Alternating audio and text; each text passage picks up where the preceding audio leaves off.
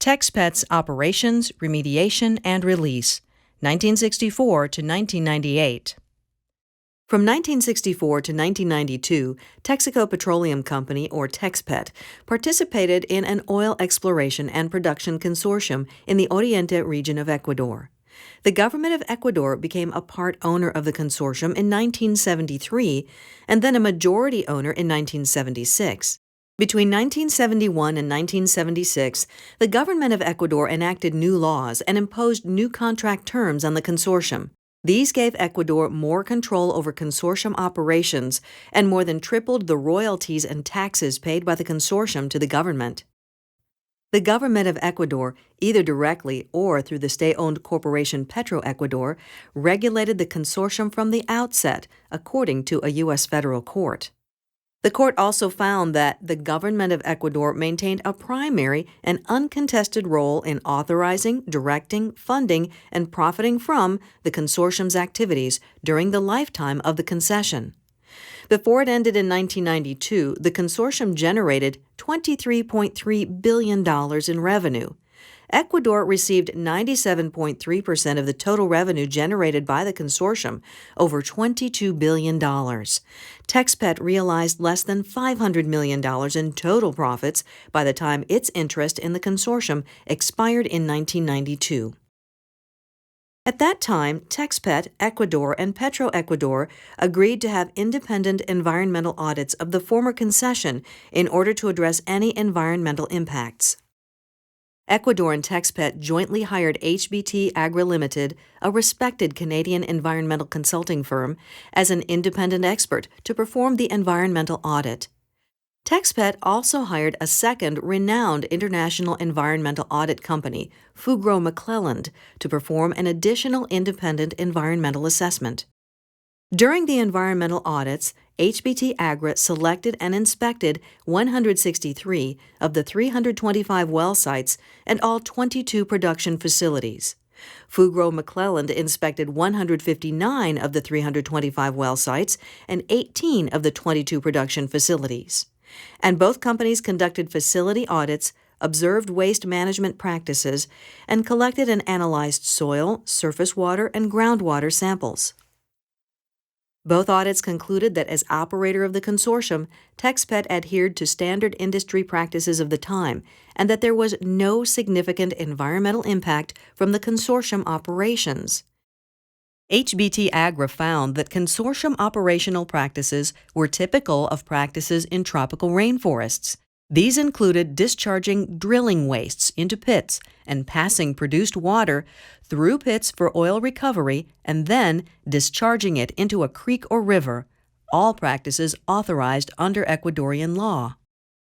HBT Agri explained that in the countries it studied, generally drilling sumps were not lined, and pits were generally left after completion as a convenient location for the disposal of wastes.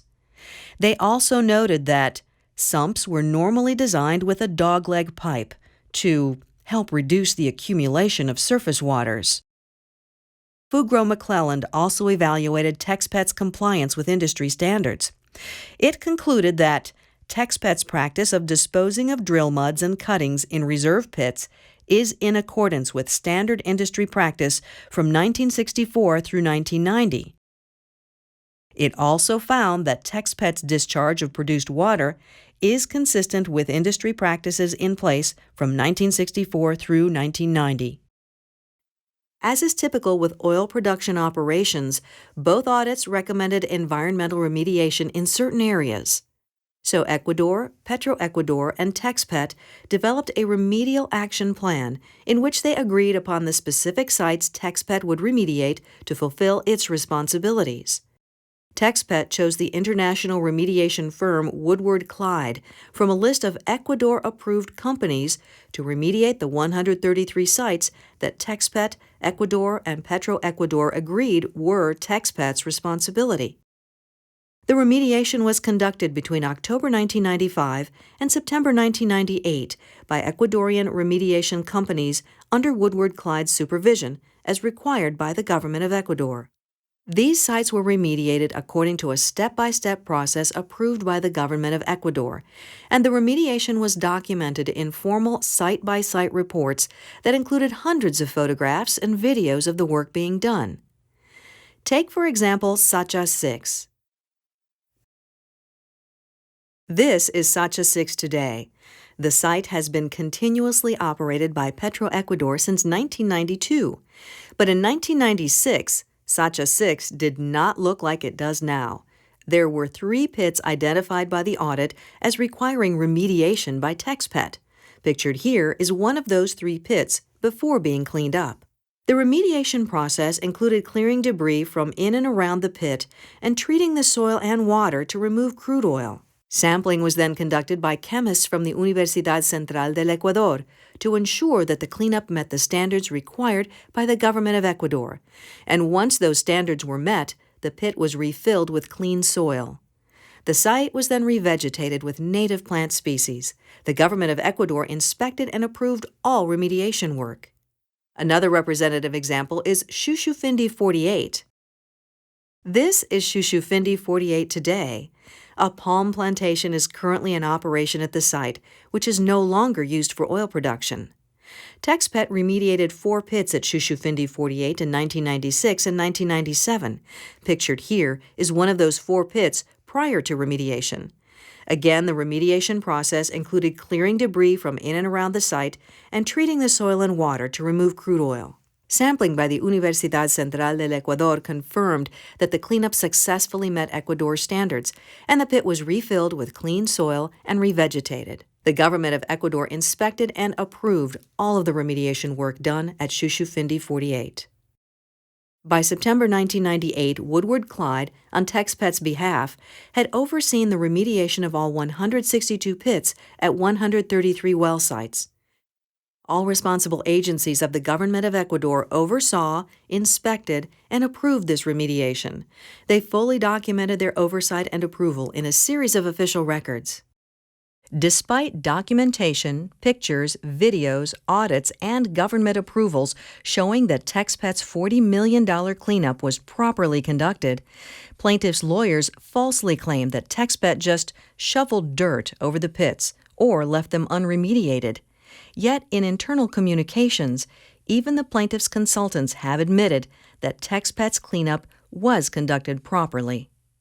Douglas Beltman of Stratus Consulting, a paid consultant for plaintiffs, concluded, "I did not find any clear instances where TexPet did not meet the conditions required in the cleanup." Beltman admitted to the plaintiffs' lawyers in an internal document that the sampling done post-cleanup showed the pits met all requirements.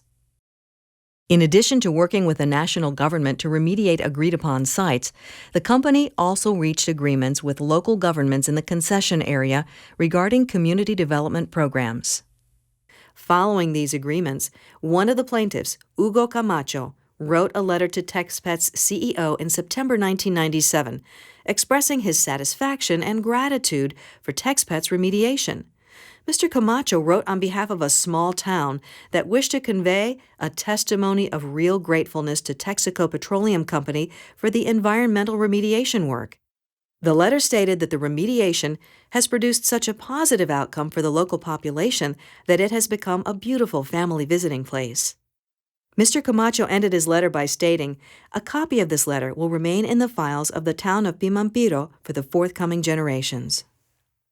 A year later, the government of Ecuador and Petroecuador certified that TexPet had performed all of its obligations, and they fully released TexPet forever from any liability and claims arising from the former consortium's operations. Once TexPet completed its remediation, Ecuador and Petroecuador agreed that all pits and environmental impacts not expressly included in the remedial action plan were their responsibility.